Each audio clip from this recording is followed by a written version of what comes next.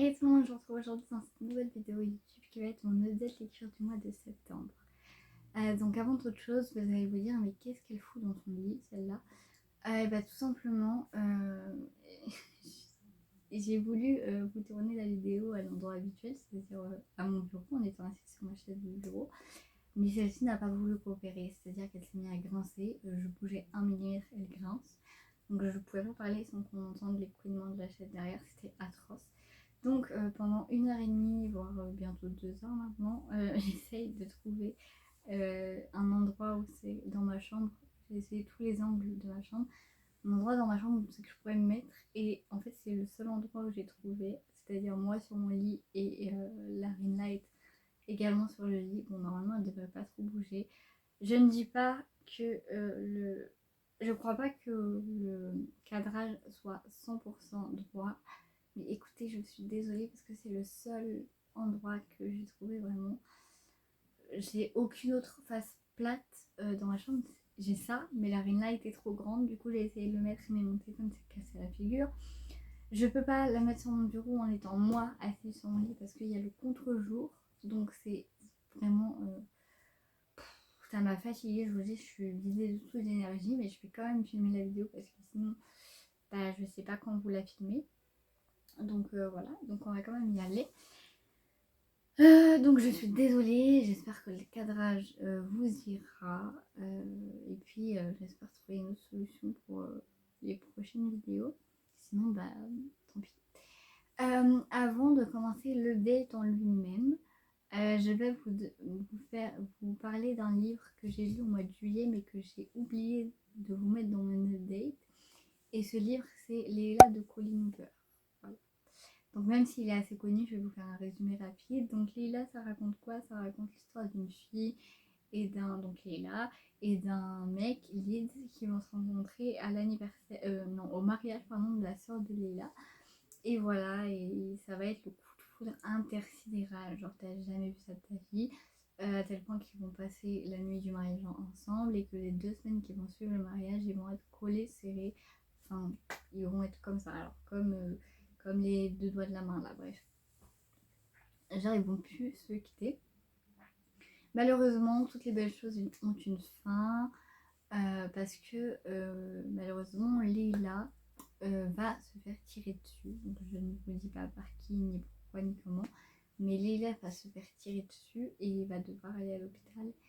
Et va survivre, mais va devoir faire une longue convalescence de 6 mois, il me semble. Et voilà. Lorsqu'elle sort de l'hôpital, elle est changée. Donc vous allez me dire logique, tu te fais tirer dessus, logique que tu changes. Non mais là c'est-à-dire qu'elle est changée du tout au tout. Ça veut dire qu'avant c'était une personne solaire, lumineuse, qui croquait la vie à pleines dents, qui voyait toujours le positif des choses. Maintenant elle est devenue froide, renfermée, sombre, aigrie, vraiment tout l'opposé de ce qu'elle était avant le drame en fait.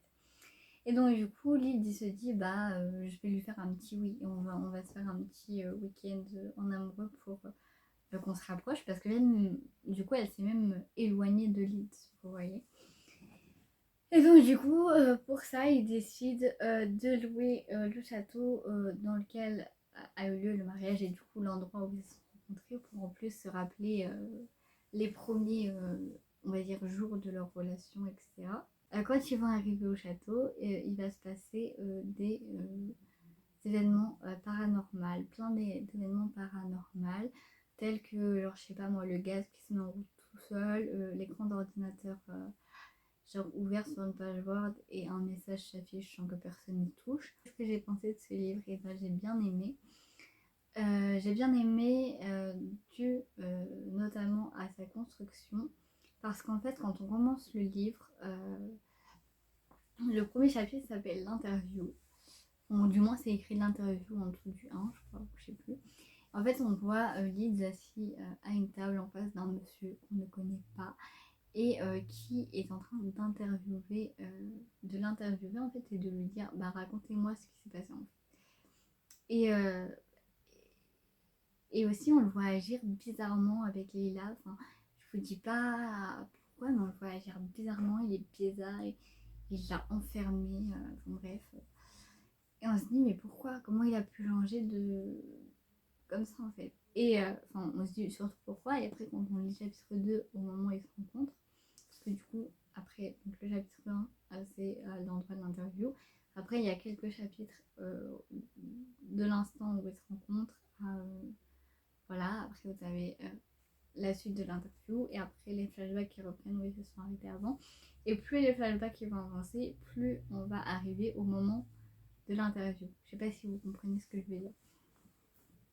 Et donc du coup on voit un gros décalage entre lead entre le lead des flashbacks et le lead de l'interview, vous voyez, et on comprend pas pourquoi, on veut savoir le pourquoi du comment, et donc du coup c'est ce qui nous fait tourner les pages en fait. Donc il y a ça, après, ah oui je me rappelle que durant ma lecture au début j'ai adoré Liz, vraiment je l'ai adoré, comment il était avec Léla et tout, je l'ai trop aimé. Et après à un moment donné de l'histoire il fait un truc qui pour moi est rédhibitoire, vraiment pour moi c'est un truc viscéralement, c'est viscéral, je peux pas, c'est à dire que ça soit dans la vraie vie, dans un livre, dans un film, dans une série, c'est quelque chose qui peut me faire détester un personnage, mais vraiment, vraiment. Ça m'est arrivé pas plus tard qu'il y a quelques semaines dans une série où il y a un personnage qui a fait cette action, et à l'heure actuelle je peux plus voir ce perso en peinture, et j'ai qu'une envie, c'est qu'il meure carrément. Et donc du coup Lyd dans le livre j'avais qu'une envie, c'est qu'il meure carrément, genre vraiment quand c'est comme ça je veux que la personne meure, peut-être pas quand ça se passe en vrai dans la vraie vie parce que bah, c'est quand même un humain, donc du coup je peux pas dire qu'on le respecte parce que quand les gens font ça, pour moi ils ne méritent pas le respect, ils méritent le respect de personne, donc du coup voilà, mais on va pas souhaiter la mort de quelqu'un quand même, c'est trop pas, mais en tout cas dans une série ou un livre quand le personnage fait ça j'ai qu'une envie, c'est qu'il meure écrasé par une voiture, vous voyez. Je peux pas. Et donc du coup j'ai détesté Liz du coup pour mon âme, je l'ai insulté de tous les noms vraiment, et en fait à la fin malheureusement cette chose est excusable et surtout pardonnable, alors que pour moi il n'y a aucune excuse à ce qu'on fasse ça, mais Colin Hoover a réussi à trouver quelque chose, je me suis dit c'est normal en fait qu'il ait fait ça, on comprend mieux le pourquoi du comment il a fait ça. Faut vraiment que vous lisiez pour comprendre parce que sinon on dirait que je suis parano. Mais non, vraiment, c'est pardonnable et excusable. Mais je crois qu'il n'y a que dans ce livre-là que ça soit pardonnable et excusable. Parce que voilà, sinon je peux pas, c'est rédhibitoire pour moi. Et je le détestais, purée, mais je me rappelle comme si c'était hier, mais je le détestais d'un... J'avais que envie, c'était qu'il meure. Et voilà, bref, je crois qu'on a compris. Mais oui, sinon j'ai bien aimé ce livre et puis voilà quoi, hein, c'était une bonne lecture. En fait, j'avais voulu vous en parler parce que j'ai voulu le mettre dans mes lectures Goodreads, et du coup, vu que je me sers de mes lectures Goodreads, enfin de ma balise là, ou je sais pas quoi, de Goodreads par mois pour faire le tableau Excel dans lequel je répertorie toutes mes lectures, et bah du coup, j'avais oublié de vous en parler. Ensuite, on va pouvoir enfin commencer le lecture du mois de septembre. Et en fait, je vous ai pas dit, mais durant le mois de septembre, j'ai lu 14 livres. Donc voilà, on va essayer de y aller là, parce que je sens que la vidéo, elle va durer 2 heures. Donc, pour commencer ce mois de septembre, j'ai lu Love Another World de Christina Lorenz, publié aux éditions Hugo dans la collection New Romance. Donc ce livre, normalement j'aurais dû le lire au mois d'août parce que c'était mon livre du challenge à table des indélivrables là. Sauf qu'en fait, j'ai pas lu au mois d'août comme vous le savez, donc du coup je l'ai rattrapé vite au début du mois de septembre, ou je sais plus c'était quelle date, mais c'était au début du mois de septembre. Donc voilà, donc dans cette histoire on va suivre Macy qui... Donc en fait ce livre c'est en 2 temporalités, on va suivre Macy et Elliot quand ils sont petits, et Macy et Elliot quand ils sont plus grands, je crois que c'est, je sais plus, je crois 9 ans après, 10 ans après, je sais plus. Bref, en tout cas quand le livre commence, on suit Macy qui est interne à l'hôpital ou alors infirmière, je sais plus, et en fait elle va retomber sur son premier amour, donc Elliot, et on sait pas pourquoi On sait pas le pourquoi du comment, mais elle le déteste pas, mais le fait de le revoir, ça ne l'enchante pas plus que ça, bien qu'elle ressente encore des choses pour lui. Mais ça ne l'enchante pas plus que ça. Et d'ailleurs, Elliot, il est content de revoir Macy parce que, en fait, ce qui s'est passé, c'est que du jour au lendemain, il n'a pas eu de ses nouvelles. Et on ne sait pas pourquoi. Enfin, lui, il ne sait pas pourquoi, et nous non plus. Et du coup, vu que ça alterne genre de temporalité, on va finir par comprendre pourquoi. Donc c'est ce que j'ai aimé dans ce livre, hein. Toujours moi cette histoire de temporalité, j'aime ça parce que ça me donne envie de poursuivre ma lecture, de savoir le pourquoi du comment. Et c'est surtout aussi du coup la trop seconde chance que j'aime bien pour ça aussi, parce que du coup je veux savoir le pourquoi du comment ça s'est fini lors de la première fois, lors de la première tentative. C'est pour ça que j'aime bien qu'on ne le dise pas tout de suite et qu'il y ait ce truc de double temporalité aussi pour qu'on puisse en apprendre plus au fil des pages.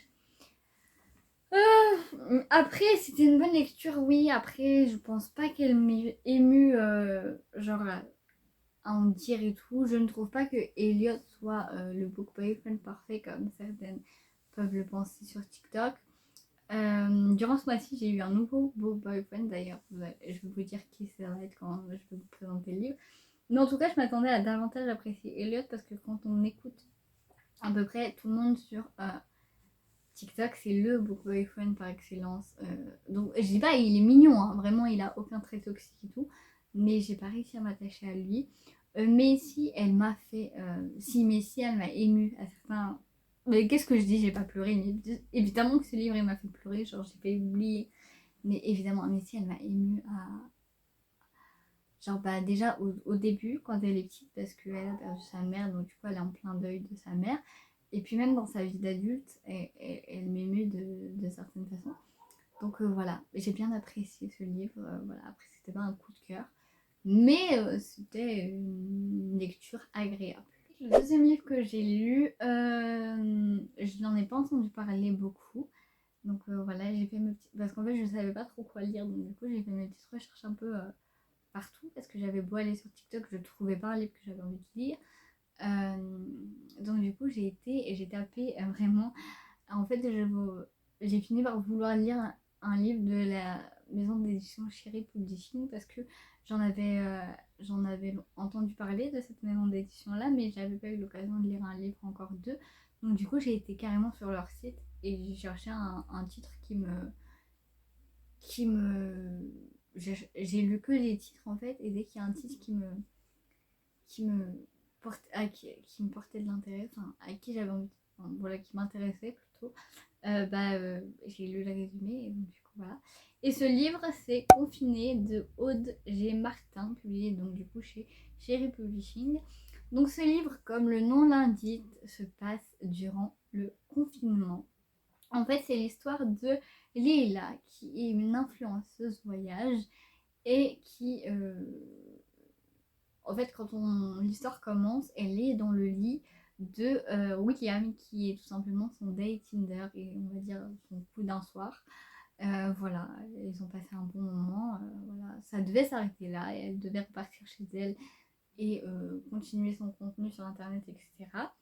Sauf que quand elle sort pour aller à la gare, ah oui, parce que du coup, du moment où ils se sont rencontrés, on va dire, où elle est arrivée à Lyon pour voir William et jusqu'au lendemain, en fait, ils avaient laissé leur téléphone sur mode avion. Et du coup, c'est durant cette soirée et nuit-là que le confinement est tombé. Et donc, du coup, elle et lui, du coup, n'en ont pas du tout conscience. En fait, quand elle repart à la gare, elle croit qu'elle va pouvoir prendre son train et tout. Elle n'a pas du tout conscience qu'il y a le confinement et tout.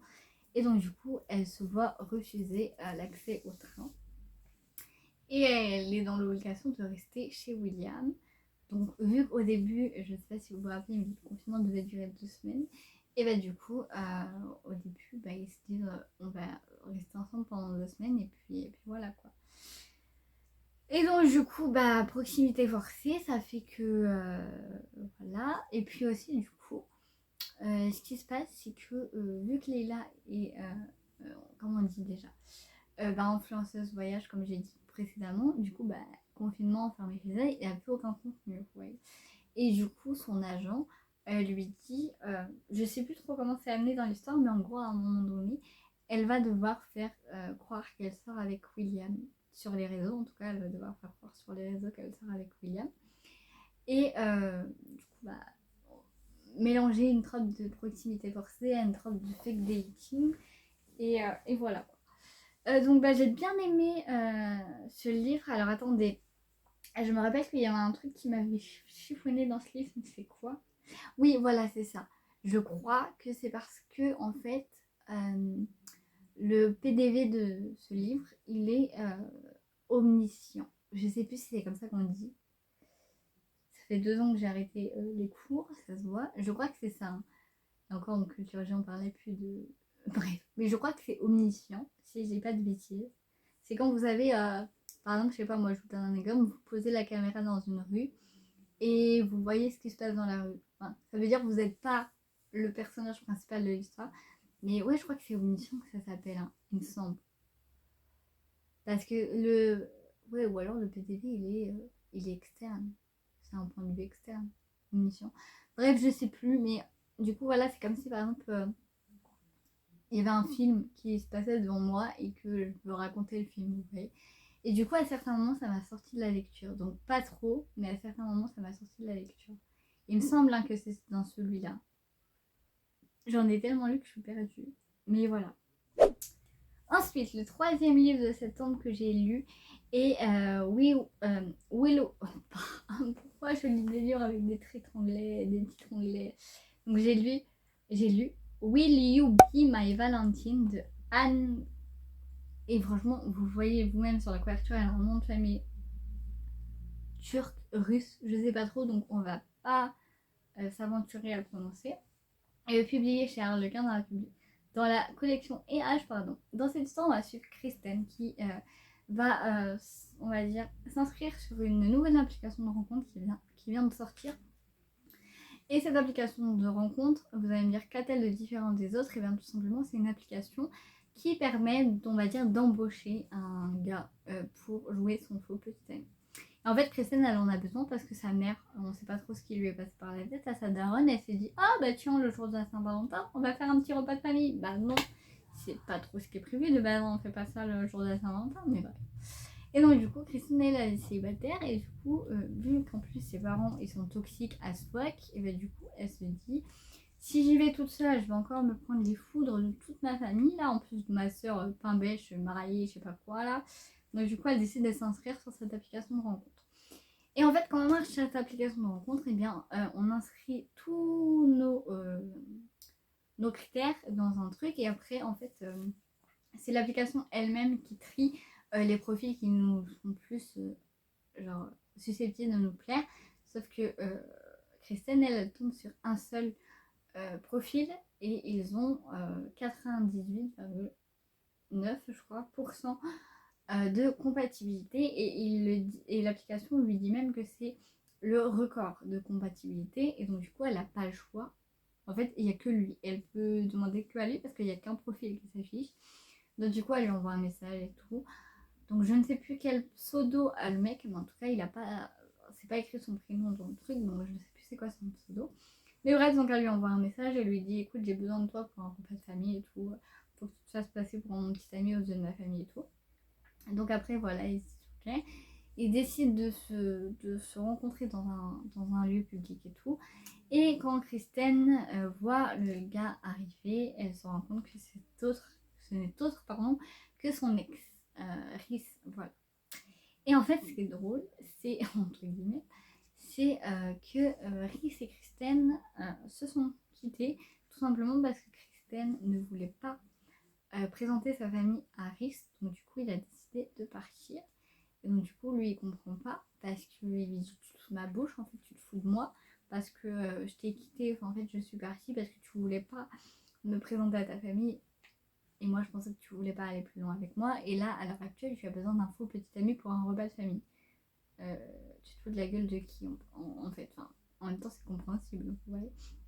Et donc du coup, lui, bien qu'il la déteste et qu'il ne peut pas savoir en peinture, il va décider d'aller à ce fameux dîner de famille pour comprendre, pour savoir le pourquoi du comment elle ne voulait pas le présenter à sa famille. Donc après, va y avoir la trope seconde chance et tout. Enfin, fake dating au début et après ça va être seconde chance parce que du coup, Rhys va essayer de reconquérir Kristen. Après avoir compris que sa famille était toxique à un point de non-retour. Voilà, donc j'ai bien aimé ce livre. Voilà, de toute façon, Fake Dating est une de mes tropes. Je dirais pas ma trope préférée. D'ailleurs, je sais pas ce que je fais avec ma coque depuis tout à l'heure là. Mais est une de mes tropes préférées du moins. Et voilà, je vais vous présenter le 4e livre que j'ai lu durant ce mois de septembre. Et là, vous allez vous dire, mais que t'est-il passé par la tête en fait? Parce que, voilà, bien qu'on était en septembre, j'ai décidé, je sais pas pourquoi, de lire des romances de Noël. Voilà, donc on commence avec la première, oui, puisque j'en ai lu 4. Hein. Non, 3. Donc on commence avec la première qui est pour Noël, j'apporte le dessert et un mec de Eve Borelli, publié toujours chez Harlequin dans la collection H. Voilà. Donc dans cette histoire, on va rencontrer Gina, qui en fait a elle aussi besoin d'un faux petit ami. Parce qu'en fait, pour Noël, donc elle rentre dans sa petite ville là, chez sa tante et il y a sa grand-mère qui vient passer Noël avec eux. Sauf que sa grand-mère, elle est un peu archaïque sur les bords et sachant que Gina a, je crois, la 25 ans, voire la trentaine, voilà, sa grand-mère veut qu'elle et ses cousins, qui sont également célibataires d'ailleurs, ont quelqu'un à lui présenter parce que vraiment elle, enfin voilà quoi, elle est archaïque et elle dit purée, il faut trouver un mari pour faire tes enfants et tout, surtout quand on a 25 ans voire 30 ans, enfin voilà, vous voyez le personnage. Et donc du coup elle décide avec ses cousins, parce que je crois que dans le lot il n'y a qu'un seul qui est réellement en couple, et donc du coup tous ceux qui sont célibataires décident de faire croire à leur grand-mère qu'ils sont en couple en allant chercher des petites amies et des petits amis. Des petites amies et des petits amis, oui. Voilà. Donc au début, Gina, elle se dit, vas-y, c'est good, je vais demander à mon meilleur ami.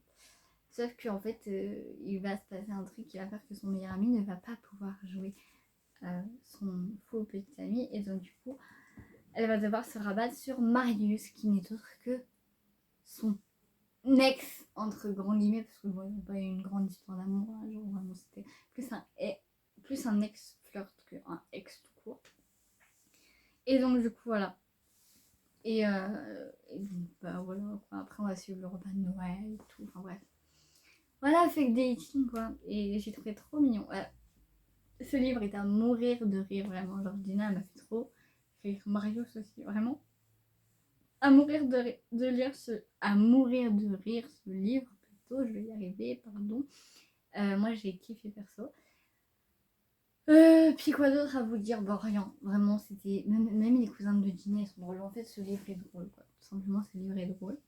Et en plus, je vous dis romance de Noël, mais en fait, c'est parce que c'est pendant la période de Noël, mais vu que les personnages sont d'origine portugaise, du coup, c'est pas tellement Noël qui fête, c'est leur fête portugaise, là je ne sais plus comment ça s'appelle, mais c'est pas Noël à proprement parler, donc du coup c'est plus, en fait c'est plus une fête en repas de famille, mais c'est pas Noël à proprement parler quoi. Deuxième romance de Noël qui est, c'est quoi déjà? Ah oui, Opération Guirlande, Sapin et Chocolat Chaud, écrit par Solène Morgan, publié chez Harlequin dans la collection. Et H, encore une fois, je crois que c'était le mois de cette maison d'édition avec moi. Donc dans cette histoire, on va suivre Emma, qui en fait se fait virer. Non, elle se fait pas virer, mais en fait elle travaillait dans un restaurant hypé de je ne sais plus quelle ville. C'est comme ça qu'on dit hypé. Non, plutôt pas hypé, c'est un restaurant hypé. Enfin bref, de luxe un peu. Dans sa ville. En fait, elle était persuadée d'être prise en CDI parce que là, en fait, elle était en CDD et elle est persuadée qu'elle va être prise en CDI. En fait. Malheureusement, c'est pas le cas. Ils ne la prennent pas, ils ne prolongent pas son contrat. Et du coup, elle se retrouve sans travail. Et en plus de se retrouver sans travail, elle se retrouve également sans logement. Parce qu'en fait, au moment où le roman commence, et elle doit elle doit faire des travaux dans son appartement. Et vu que ils vont passer la peinture et tout, elle doit quitter son appartement pendant le temps des travaux, quoi. Vous comprenez? Et en fait, elle devait aller durant cette semaine-là de travaux chez sa collègue et amie.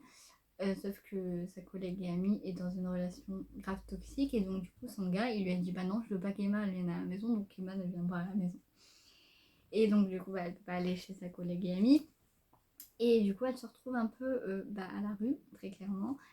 Et en fait, elle va en parler avec un client qu'elle connaît bien du restaurant, qui s'appelle Samuel. Et il va lui dire bah écoutez, mon frère n'est pas là pendant cette semaine. Donc je vous donne les clés de son appartement et faites comme chez vous pendant qu'il n'est pas là. Mais je ne veux pas qu'il soit au courant et il faut que vous soyez partis avant qu'il revienne, quoi. Elle dit oui, oui, pas de souci, je serai partie avant qu'il revienne, il n'y a pas de problème et tout. Donc c'est tout. Et donc du coup, elle s'installe, etc. Sauf que, évidemment, sinon il n'y aurait pas d'histoire, David ne va pas partir en voyage parce qu'il va se passer un truc en fait, tout simplement, il devait partir avec sa copine. Sauf que sa copine, au dernier moment, elle lui dit bah non, en fait, je veux pas partir avec toi. Donc du coup, il part pas. Et il retourne à son appartement. Et là, il voit Emma dans son appartement. Il lui dit mais qu'est-ce que vous foutez là et tout. Et donc du coup, elle lui explique. Il fait non, mais mon frère, il aurait pas donné ma clé à une inconnue et tout. Attendez, je vais appeler mon frère et vous bougez pas. Donc mon frère, il a pas répondu à mon appel. Je veux que de lui-même il me dise que c'est lui qui vous a donné ma clé et que vous n'êtes pas une intruse et tout. Le gars, il s'est fait une montagne. Donc du coup, bah, elle part pas, elle attend. Sauf que Samuel, il a décidé de pas répondre ce soir-là. Du coup, bah, au final, ils vont parler. Ils vont boire. Et aussi, j'ai oublié de vous dire un truc, c'est que Emma adore Noël. Mais genre, vraiment, genre, elle adore Noël. Et donc, du coup, et bah, au fil de la discussion, elle va dire à David qu'elle adore Noël. Lui, il va dire bah non, j'aime pas Noël, c'est nul, c'est une fête commerciale et tout. Et ils vont finir par faire un pari. Et Emma va devoir faire aimer Noël à David. Et du coup, voilà. Du coup, bah, au final, elle va rester dans son appartement parce que je sais plus trop pourquoi. Mais enfin, vous doutez d'où va l'histoire. Enfin, où va l'histoire. Je suis vraiment désolée, je sais pas parler dans cette vidéo là, c'est chiant. Mais voilà, j'ai bien aimé cette histoire, elle était mignonne. Je dirais pas qu'elle était novatrice parce que des histoires comme ça, voilà, il y en a beaucoup. Mais après, on lit ça pour que ça aussi, hein, voilà. Puis oui, j'ai rien à dire d'autre sur cette lecture. Elle était pas non plus. Enfin, elle était bien, mais c'était pas un coup de cœur. Ensuite, troisième et dernière romance de Noël pour ce mois-ci, c'est Noël quand la famille s'en mêle de Solène Morgan, encore une fois. Bien que ce soit la suite de la romance juste avant, celle-là a été publiée en auto-édition. Donc, dans cette histoire, on va retrouver Emma et David, mais on va surtout retrouver toute la famille d'Emma. Parce qu'en fait, cette histoire se passe en fait lors des vacances de Noël d'Emma dans le chalet familial. Non, c'est dans le chalet familial de la mère de David, pardon. Et du coup, bah, il y a donc la famille de David, donc son père, sa mère et son frère, et la famille de Emma. Et en fait, il va y avoir différentes histoires. Il va y avoir une histoire avec le couple de sa sœur, une histoire avec le frère et la meilleure amie d'Emma. Enfin bref, je vous spoil pas tout, mais en gros, voilà, c'est juste. Enfin, il y a plein de monde, plein d'histoires différentes et tout. Voilà, enfin, c'était juste une petite suite comme ça. J'ai pas mal aimé. Vu qu'on suit pas que Emma et David, entre guillemets, en fait, on a que leur point de vue, mais on va dire que eux, leur couple, il est solide.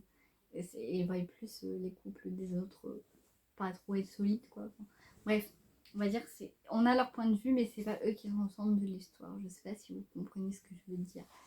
Donc j'ai plutôt apprécié cette petite nouvelle. Enfin, voilà, c'est pas une nouvelle, mais le roman n'était pas très long. Je crois qu'il fait 250 pages, il me semble, si je ne dis pas de bêtises. On continue avec un de mes 2 coups de cœur du mois de septembre. Et c'est tout simplement Rebelle University, le tome 1, qui est... c'est quoi le titre de la Hot as Elle, voilà. Donc je sais pas si vous vous rappelez du coup, mais au début de la vidéo, je vous disais que durant ce mois de septembre, j'avais eu un nouveau boyfriend. Et en fait, c'est Hunter. Je suis littéralement, je crois, tombée amoureuse de ce personnage. C'est impossible hein, de tomber amoureuse d'un personnage fictif, mais quand je parlais de Hunter à une de mes potes, elle me disait, mes frères, on dirait que t'es amoureuse de lui. J'étais en mode non. Après, souvent je disais, mais non, je peux pas et tout. Parce qu'en fait, pour moi, Hunter, bon, j'étais un peu dans le déni au début, mais bon, c'est vrai. Ça me fait mal au cœur de l'avouer, mais c'est vrai. Je crois qu'Hunter a dépassé, du moins dans mon cœur, et ça me fait trop mal de dire ça, putain. Mais Hunter a dépassé Gareth.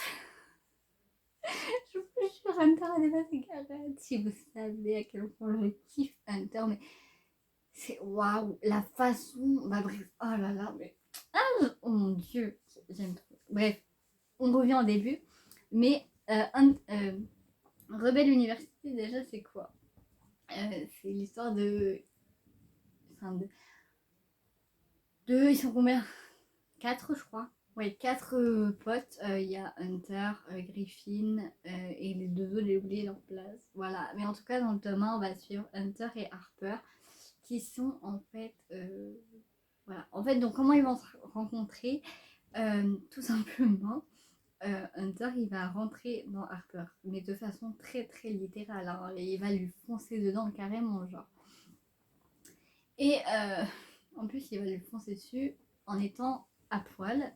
Voilà. Et donc, du coup, Hunter bah, il me dit, mais c'est qui ce blaireau? Enfin, elle le connaît parce que voilà, ils sont grave connus, hein, surtout qu'ils font partie de l'équipe de hockey. Mais voilà. Et Hunter, en plus, elle ne peut pas se voir les sportifs parce qu'elle a, on va dire, elle a eu une mauvaise expérience avec un sportif dans son université d'avant. Et donc, du coup, elle ne peut pas se voir les sportifs en peinture. Elle les a tous pris et tous mis dans le même sac et tout. Et voilà. Donc, elle ne peut pas se le voir. Et donc, du coup, à cause de sa bêtise, genre, Hunter et Harper vont se retrouver dans le bureau de la principale et ils vont devoir faire des tiges ensemble. Donc, ils vont devoir passer du temps ensemble. Et voilà. Et comme je vous ai dit, Harper, elle peut pas se voir Hunter. Hunter, lui, dès le début, il est accro. Enfin, c'est pas accro, mais dès le début, euh, il a un kiff pour Harper parce qu'en plus, leurs 2 initiales sont les mêmes. Enfin, c'est H et C, je crois. Ouais, je crois que c'est ça. Non, si, H et C, je crois. Parce qu'ils ont le même nom de famille, enfin bref. Donc du coup, lui, il dit que c'est le destin, etc. Elle peut pas se le voir. Et un truc, un aspect important que j'ai oublié de dire, mais Harper est size, je crois que c'est comme ça qu'on dit, mais elle est, je sais pas si je peux dire le mot grosse, mais en tout cas, elle est là. Et j'ai bien aimé, enfin moi perso, enfin voilà, je peux pas me reconnaître en elle, mais j'ai apprécié le fait que ça soit représenté et surtout que le fait qu'elle fasse une grande taille ne soit pas un frein à sa relation avec Hunter et qu'il arrive à voir au-delà de son physique, bien qu'elle soit belle en ayant des formes, hein, mais lui arrive à voir au-delà de ça et c'est ça que j'ai aimé chez lui. Et vraiment, j'ai tout aimé chez Hunter et chez Harper aussi. Je trouve que leur relation est tellement belle. C'est une relation où tu es là. C'est une relation où ton copain, c'est à la fois ton copain, mais aussi ton meilleur ami. Tu peux rigoler avec lui et tout. On peut tous se dire sans qu'ils aient peur de se juger, tu vois. Et j'ai adoré ce moment, mais vraiment, mais sincèrement. Mais vraiment, je crois que c'est à choisir entre mes 2 coups de cœur, c'est même mon coup de cœur préféré de ce mois-ci. Mais j'ai adoré ce roman, vraiment, j'adore, et franchement tous ceux qui n'ont pas lu encore, mais lisez-le parce que c'est une pure beauté, genre vraiment j'adore les messages qui sont transcrits, parce que du coup oui, donc j'ai pas fini, mais du coup Harper a des formes, et donc du coup elle le revendique, elle le dit sur Insta et tout, et voilà, elle est féministe, et j'ai kiffé ça, j'ai adoré ce point de vue, enfin cet aspect là de l'histoire, vraiment cette histoire je l'ai adorée, j'ai adoré. D'ailleurs au mois d'octobre là j'ai lu le tome 2 que j'ai également adoré, mais moins que celui-là. Mais vraiment, si vous ne l'avez pas encore lu, lisez Rebelle University, parce que vraiment, ouais, j'ai adoré quoi. Vraiment, je saurais même pas. Bah, si, je saurais vous dire pourquoi j'ai adoré, parce que la relation de Harper et Hunter, elle est magnifique, vraiment. Puis Hunter, c'est pas. Oui, il a l'air d'être bad boy comme ça quand vous le regardez, d'être le sportif de l'université. Moi je, mais au fond, c'est un nounours, tu vois. J'adore comment il est avec Harper. Bref, voilà. Voilà. Et je veux avoir un Hunter dans ma vie. Et on mérite tous un Hunter dans nos vies. Ensuite, j'ai lu Art and Glass de Amandine Alba, publié chez Harlequin dans la collection EH. Voilà. Donc je ne sais pas si je vous ai dit, mais Rebelle Université, c'était chez Hugo. Alors dans cette histoire, on va suivre comment elle s'appelle, Laurel, voilà, qui est une ancienne professionnelle dans le patinage artistique, et en fait elle a eu une blessure, et donc du coup elle ne veut plus patiner, elle ne veut plus avoir affaire avec le patinage artistique. Vraiment elle est devenue serveuse dans le restaurant de ses parents, donc serveuse, le métier n'a, enfin je ne dénigre pas ce métier là, mais pour vous dire que elle n'a plus rien à voir, enfin elle ne veut plus entendre parler du patinage, et pour elle c'est un pont de sa vie qu'elle ne veut pas avoir à faire quoi. Enfin bref, vous avez compris. Et en fait malheureusement pour elle, elle va rencontrer Paul qui est papa, et en fait il va lui demander d'être la coach de patinage artistique de sa fille. Voilà, donc après moult et moult. D'ailleurs, c'est lui qui lui demande. Non, c'est pas lui qui lui demande. Qu'est-ce que je raconte? En fait, il y a la coach de la fille de Paul qui doit arrêter de les coacher. Et donc, du coup, elle va demander à Laurel de la remplacer en fait. Et donc, au début, elle réfléchit, elle réfléchit, elle réfléchit. Puis après, au final, elle dit oui quand même. Après avoir demandé à ses proches ce qu'ils en pensaient, etc. Et donc du coup, après du coup elle va se rapprocher de Paul et tout, il va y avoir une petite romance entre eux, voilà, et tout. Ce livre, je l'ai apprécié, mais l'écriture m'a dérangée, dans le sens où, donc on est bien du point de vue, genre, interne, voilà, on est à la place des gens.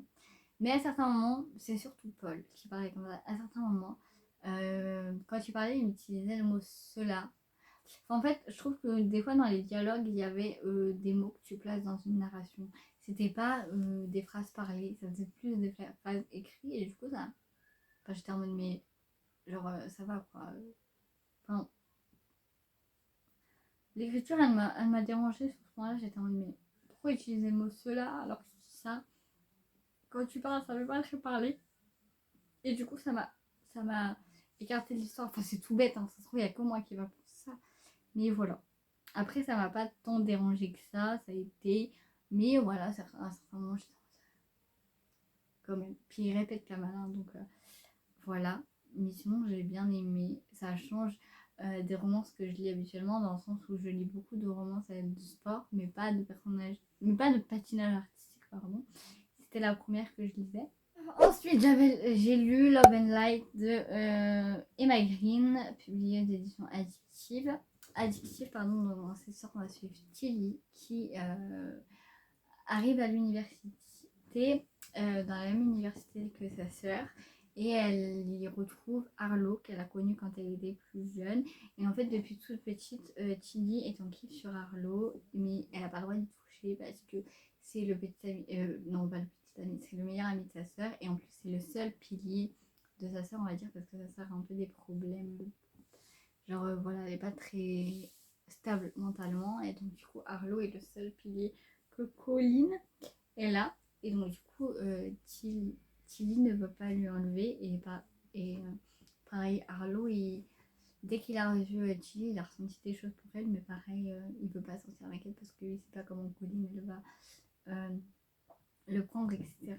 Sauf que bah, malheureusement, on ne peut pas aller contre ce qu'on ressent. Et donc, du coup, ils vont quand même se mettre ensemble et tout. Et en fait, ce que j'ai bien aimé avec ce livre, c'est qu'au début, tu penses lire une petite romance universitaire, on va dire du coup, sister best friend et tout. Et là, tu te retrouves avec une affaire de meurtre. Tu te dis, mais what the fuck. Enfin, de meurtre ou pas de meurtre. Enfin, en tout cas, tu te retrouves avec un décès dans l'histoire. Tu te dis, mais what the fuck. Comment c'est possible, quoi. Et donc, du coup, bien que ce soit une grosse pavade, parce qu'en fait, je vous explique mon histoire avec ce livre, c'est que de base, je devais lire ce livre en septembre, parce que vu qu'il faisait plus de 500 pages, ça devait être le livre que je lisais pour le challenge des indélivrables. Sauf qu'en fait, je me suis mélangée, et en fait, la catégorie des 500 pages dans le challenge des indélivrables devait être au mois d'octobre et pas au mois de septembre. Vous comprenez? Et moi, je me suis trompée. Donc, du coup, j'ai lu ça en septembre alors que j'aurais dû le lire en octobre. Voilà. D'ailleurs, je me retrouvais avec pas de livre pour le challenge du coup en octobre. Parce que du coup, c'était en septembre de base que j'avais pas trouvé de livre à lire pour le challenge. Et entre temps, j'en ai trouvé un. C'était assez drôle. Mais bref. Donc, du coup, de base, je devais le lire en octobre. Et donc, oui, tout ça pour dire que bien qu'il fasse 500 pages, et bah ça s'est lu, mais d'une fluidité énorme. Vraiment. J'avais un peu peur de lire. Je me disais, 500 pages, ça va être long. Et ben non, ça m'a pris 2 jours, même pas. Voilà. Mais j'ai bien aimé. Après, c'est pas mon préféré des Emma Green. Vraiment, pour l'instant, mon préféré des Emma Green, je crois que c'est 10 bonnes raisons de détester. Mais celui-là, c'était pas mon préféré, mais c'était bien. Voilà. Ensuite, j'ai lu Ce qui nous consume, le tome 1, la Fashion Week de Paris, de Quentin Jarnot, je crois que c'est ça. Publié chez Harlequin dans la collection et H, ouais, c'est ça. Dans cette histoire, on va suivre Ophélie, qui est une couturière et qui va devoir travailler pour la Fashion Week de Paris, oui, évidemment. Et sa boss va lui demander de travailler en binôme avec un mannequin qui s'appelle Evan. Ces deux-là sont totalement différents, c'est-à-dire que Evan ne connaît pas le second degré et ne connaît pas le sarcasme, parce que monsieur a je ne sais plus combien de QI. Et donc du coup, monsieur ne connaît pas le sarcasme. Voilà. Ophélie, c'est tout le contraire. Elle adore le sarcasme, elle adore le second degré, donc ils vont avoir du mal à se comprendre. Voilà. C'est un résumé très succinct, mais bref. Ce livre, j'ai pas tellement apprécié, mais je pense que ce n'est pas du tout la plume de l'auteur qui m'a dérangée, parce que je trouve qu'il a une bonne plume, enfin une belle plume plutôt. C'est plus les sujets abordés. Enfin moi, j'aime bien m'habiller. Enfin, je trouve en tout cas que je suis quelqu'un qui s'habille plutôt bien. Mais j'aime pas tout ce qui est couture, fashion, mode. Enfin, je m'habille pas du tout à la mode. Voilà. Si on écoute les gens, de nos jours, la mode, c'est les pantalons larges. J'aime pas les pantalons larges. Voilà, vous me verrez jamais avec un pantalon large, à part si je suis dans un jour de flemme atroce. Mais sinon, vous me verrez jamais avec un pantalon large parce que je déteste ça. Moi, je m'écouterais, je mettrais encore des ballerines, sauf que les gens n'aiment pas ça. Ils aiment bien critiquer d'ailleurs les gens qui mettent des ballerines. Ils aiment bien critiquer les gens qui mettent des slims. Alors que je kiffe mettre des slims. Voilà, j'en ai un d'ailleurs sur moi. Parce que je déteste les pantalons larges. J'ai l'impression que je me suis fait dessus. J'aime pas. Je trouve que ça va pas avec ma morphologie. Je peux vraiment passer une sale journée si j'aime pas le pantalon que j'ai. Vraiment. Et sincèrement. Donc du coup, moi, la mode, j'aime pas. Enfin, j'aime bien ça en mode. J'aime bien que ma tenue, elle soit belle et je vais pas mettre des trucs qui font dépareiller ensemble et tout. Mais j'aime pas être j'aime pas être au truc de la mode là, comment on dit, j'aime pas être genre suivre toutes les tendances mode du moment, c'est pas mon truc. Moi je vais pas mettre du fluo parce que c'est la mode ou quoi. Je m'en fous, je m'habille comme j'ai envie de m'habiller, et puis voilà. Donc c'est plus les thèmes abordés. Après vous allez me dire, frère, c'est écrit dans le titre que ça va parler de la Fashion Week. Donc évidemment que ça va parler de la mode. C'est vrai. C'est vrai, mais je pensais pouvoir passer Après, en soi, je suis passée au-dessus parce que j'ai bien aimé, voilà. Mais je pense que du coup, ceux qui adorent la mode, ils vont kiffer leur lecture plus que moi, tu vois. Après, voilà, moi, c'est une lecture que j'ai appréciée. Euh, bon, la romance dans le premier tome, elle est pas trop là, quoi. Hein, on va pas se l'avouer, donc je lirai peut-être le tome 2. Peut-être qu'après, la romance m'aidera à passer davantage de passer outre ça. Après, évidemment, enfin, après, je vous dis que j'ai pas aimé, enfin, je vous dis que j'ai pas trop apprécié ma lecture à cause de ça, mais en même temps, ça a été quand même, c'était pas non plus une lecture catastrophique. Enfin, est-ce qu'il y a eu des lectures plus catastrophiques dans... Non. Enfin, si, la lecture d'après, elle était plus catastrophique en fait. Et mais voilà quoi. J'ai pas autant apprécié ma lecture que quelqu'un qui aime la fashion week, vous voyez. Mais mais j'ai bien aimé quand même. Et non, c'est fou de toucher à sa coque comme ça là. Je suis désolée, mais j'ai besoin de m'occuper les mains. Ensuite, on arrive à la fin. Il reste combien? 1, 2, 3, 4. 4 livres. J'ai lu le premier tome d'une saga qui s'appelle Single Dad. Voilà, le premier tome s'appelle Célibataire. C'est écrit par R.J. Scott et c'est publié en donc en fait, quand j'ai été regarder sur internet, ça disait que c'était publié en une édition indépendante. Donc du coup, il s'est mis édition indépendante. Mais en fait, ça se rapproche pas mal de l'auto-édition. Mais vu que c'était pas auto-édition, bah, j'ai mis édition indépendante. Voilà. Donc dans cette histoire, on va suivre Ash, qui est devenu papa. Qui vient de devenir papa. Et en fait, Ash est gay. Voilà. Il est gay et en fait au moment de faire la FIV avec enfin pas la FIV mais au moment où la mère porteuse est tombée enceinte, son mec je sais plus comment il s'appelle, il a pris peur et il s'est barré et du coup Ash il a dit non mais moi je veux vraiment devenir papa, c'est un de mes souhaits les plus forts, donc j'assumerai cet enfant tout seul et tout. Voilà donc après, à côté de Ash, il va y avoir Sean qui est son voisin.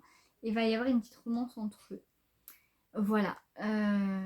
Franchement, je ne sais pas trop quoi dire sur ce livre parce que vraiment, ce livre, je ne l'ai pas aimé du tout. Pourtant, il avait tout pour me plaire. Pourquoi? Parce que c'est la robe papa célibataire. Et j'adore cette robe. C'est une de mes robes préférées. Je sais qu'elle n'est pas appréciée de beaucoup. Mais moi, personnellement, je kiffe la robe papa célibataire. Mais vraiment.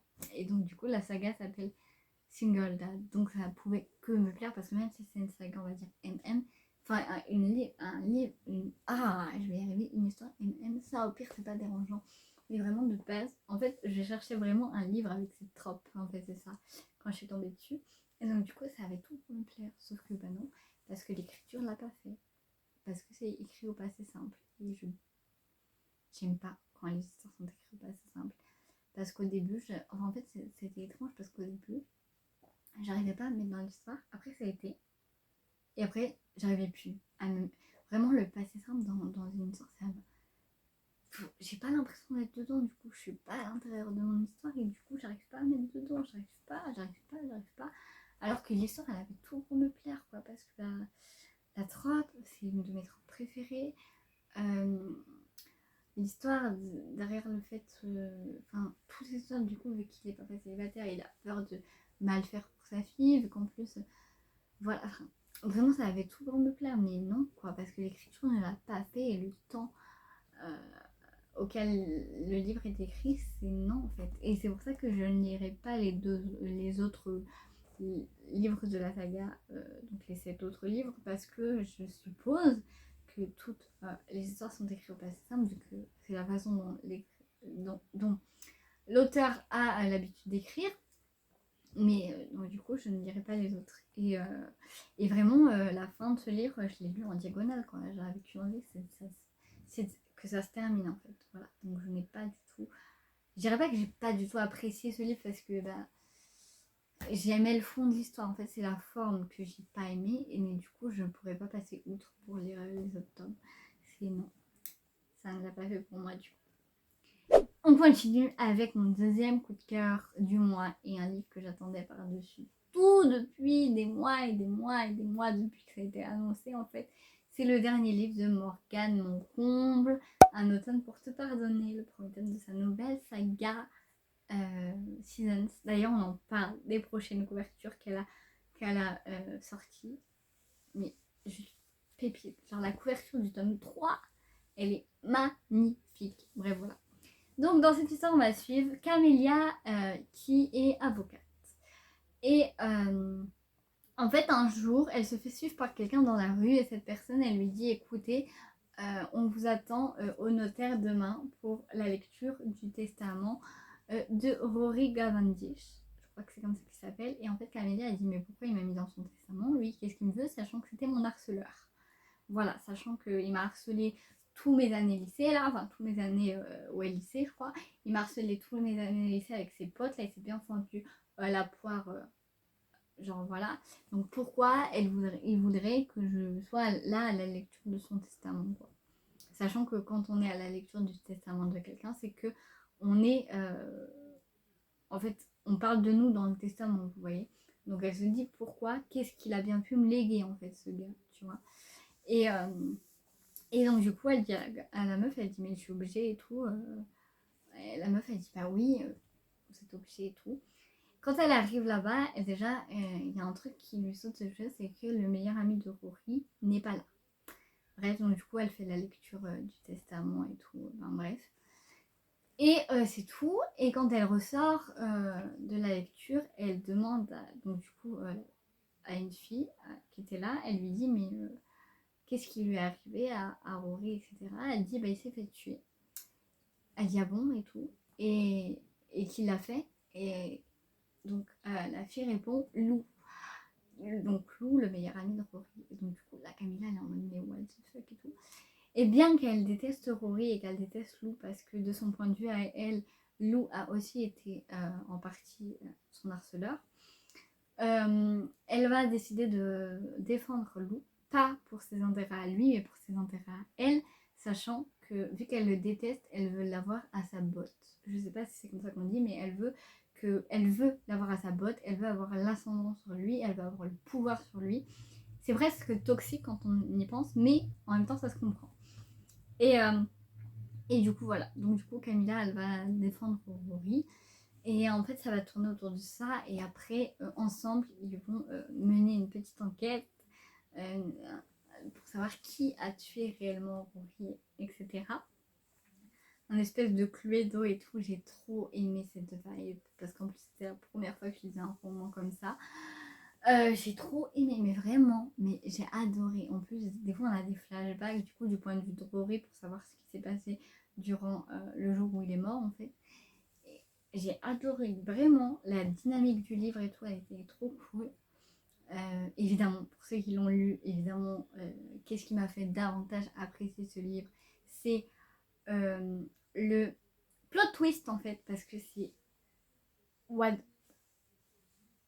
J'ai honte de moi en y pensant parce que j'étais persuadée d'avoir réussi à trouver le plot twist. D'ailleurs, si ça peut vous intéresser, je vous mets des vidéos de moi que j'ai tournées en lisant genre Un automne pour se pardonner, je vous les mets juste après. Où c'est que j'étais persuadée d'avoir trouvé qui avait tué Rory. Et après, j'ai refait une vidéo une fois que j'avais lu le plot twist, donc au pire, je vous les mets. Puis c'était trop marrant. Bon, finalement, je viens d'arriver au plot twist et j'avais raison, j'avais faux. En même temps, quand vous avez le plot twist devant les yeux, vous vous dites comment c'est possible en fait. Je suis choquée. Vraiment, je suis choquée, je suis choquée, je suis choquée, je suis choquée. Choquée. Franchement, je sais pas où Morgane va chercher toutes ses idées. Mais c'est énorme. Genre vraiment, je pense qu'il m'a foutu sur le cul encore plus que celui de l'as de cœur. Mais genre, c'est pas possible d'être... Non, je suis choquée. C'est pas possible de faire des plot twists de malade comme ça, d'accord? C'est inhumain, ça ne devrait pas exister en fait. Mais pas du tout. Moi, je pensais avoir niqué le truc en mode oui, j'ai trouvé.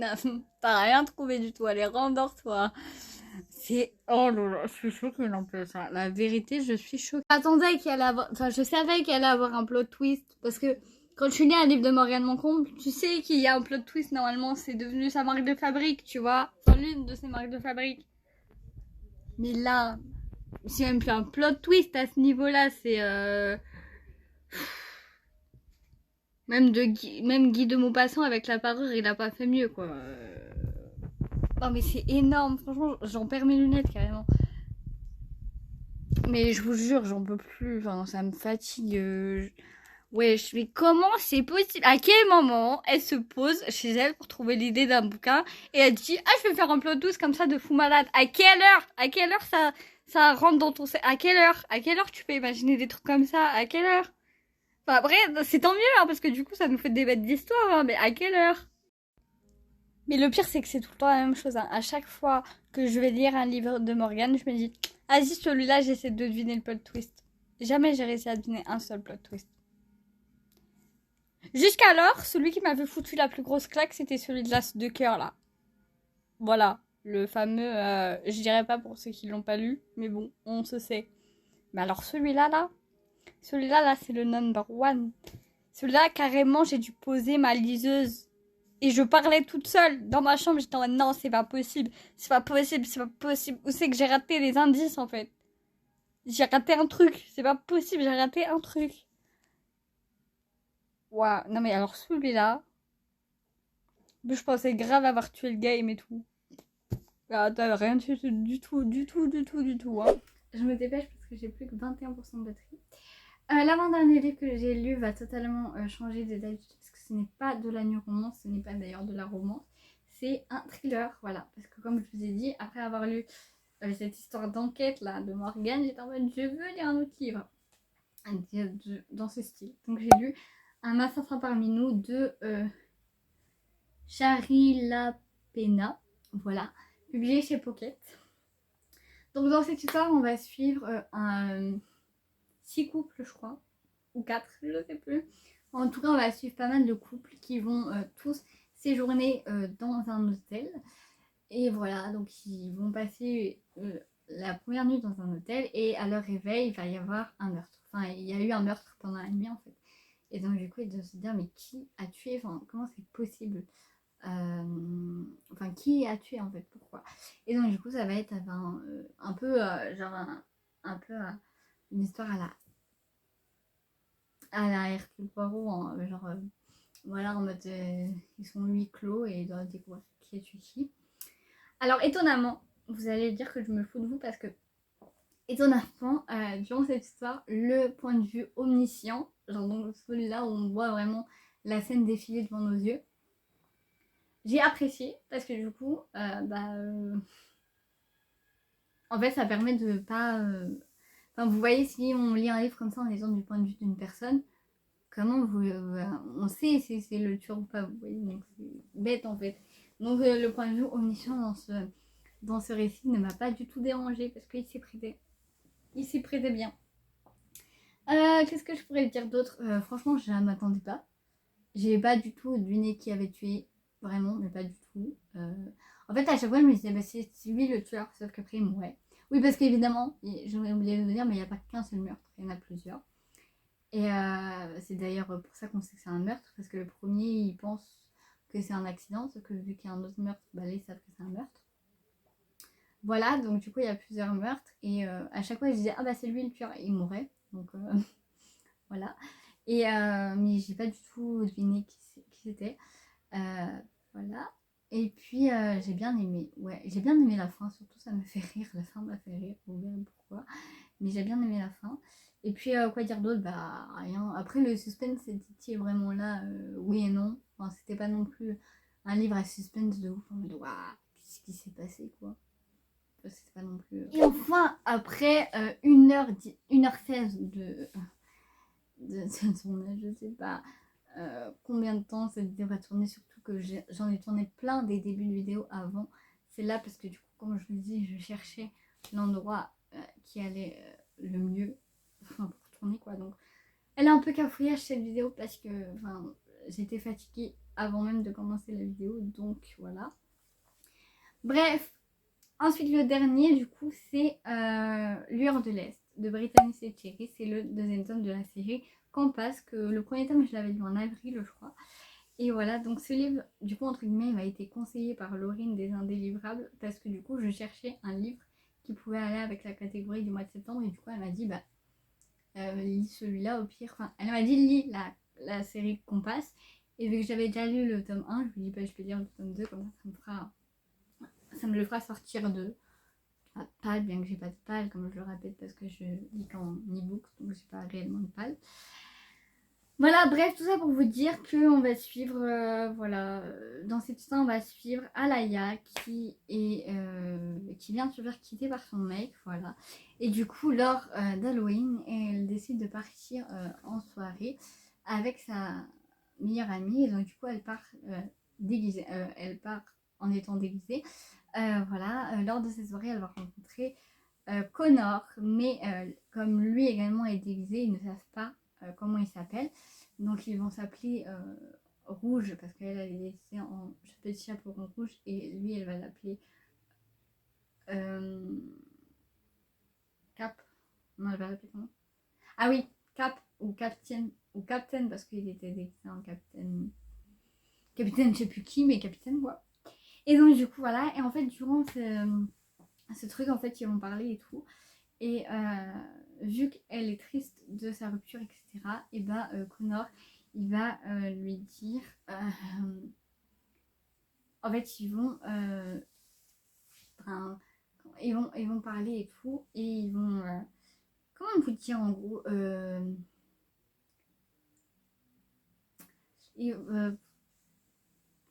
on va dire que Connor va essayer de la faire tomber amoureuse de lui pour qu'elle oublie son ex. Voilà, je crois que c'est un truc comme ça. Bref, ils vont passer la soirée ensemble, etc. Et sauf qu'ils veulent pas que ça aille plus loin, ils veulent juste que ça soit pas une nuit, parce qu'ils vont même pas coucher ensemble, mais que ce soit une soirée ensemble, etc. Et après, genre, juste, ils se parlent plus et tout. Et ils laissent faire le destin, c'est-à-dire qu'ils se disent, si on doit réellement sortir ensemble, le destin fera en sorte qu'on se revoit. Et voilà. Donc voilà. Et en fait, après, on les retrouve du coup quelques années plus tard. Et on va dire que Connor est le patron du petit ami actuel de Alaya. Alaya, oui, c'est ça. Et le patron du petit ami actuel d'Alaya. Et donc, du coup, quand ils vont se retrouver, ils vont se reconnaître.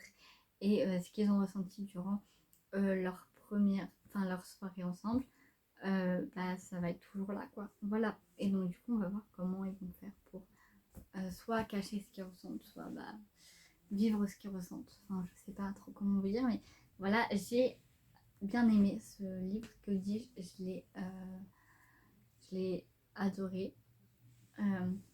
Voilà. Je l'ai préféré au tome 1, il n'y a aucun doute. Voilà, parce que le tome 1, je l'avais bien aimé, mais je n'étais pas attachée au personnage plus que ça. Là, Alaya, elle m'a tellement émue, mais c'est un truc de ouf. Et vraiment, Connor, je le trouve magnifique avec elle. Il est d'une douceur extrême. J'ai adoré son comportement avec elle. Il est tellement doux, tellement compréhensif, tellement tout en fait. Je sais pas trop quoi vous dire, mais j'ai adoré vraiment ce livre. Il m'a fait pleurer, il m'a ému. Il est beau, il est d'une poésie pure il est d'une poésie pure, etc. Enfin, c'était magnifique, c'était une lecture magnifique. Voilà, la vidéo est à présent terminée. J'espère qu'elle vous aura plu. Je suis désolée si la vidéo paraît chaotique, mais comme je vous ai dit au début, j'étais déjà saoulée et énervée parce que j'avais pas trouvé d'endroit pour filmer et tout. J'avais mis 1 heure et demie à trouver dans un endroit pour filmer. Voilà, mais je pouvais pas repousser le tournage parce qu'on est déjà le 10 octobre et le temps que je filme et tout. J'espère que vous aurez grand maximum la vidéo vendredi. Voilà. J'espère que la vidéo vous aura quand même plu malgré le cadrage qui est peut-être pas droit, etc. N'hésitez pas à liker et à vous abonner, s'il vous plaît. N'hésitez pas aussi à me dire en commentaire si vous avez des idées de vidéos ou quoi, parce qu'à part les idées de lecture, je sais pas trop quoi faire. Parce que les book hauls, bah du coup, vu que j'achète juste avant de lire les livres, vu que je suis en e-book, bah du coup, je peux pas vous faire de book haul, pardon. Je peux peut-être vous faire des wishlist, genre les livres que j'aimerais lire à chaque début de mois, au pire, les sorties que j'aimerais lire, au pire des cas, si jamais. Ça peut vous plaire, mais dites-moi tout en commentaire, quoi. Je vous fais des bisous et prenez soin de vous.